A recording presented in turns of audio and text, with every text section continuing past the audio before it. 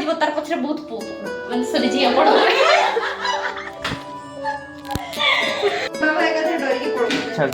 ए लुकोटा guys ए लुकोटा तो आज आमे माने जानिबा कोन जानिबा पाउडर पॉन्ड्स पाउडर आ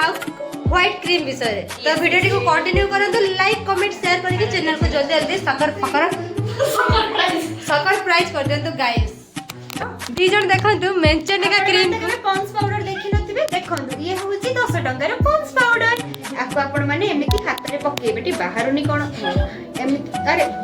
इफेक्ट मारला कोन एमिति आपण मान ताकू हाथ रे पकेले ठीक अछि पके सरला परे पाउडर केमति बिछड़ा ऊपर रखिबे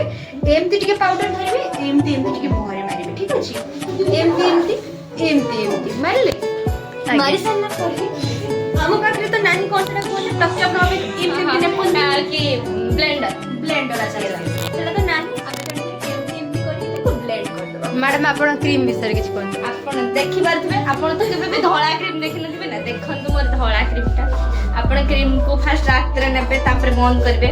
तापर एटा को तळे रखि किना कोन ना तरे एके के खीरी भड़िया खट्टी देबे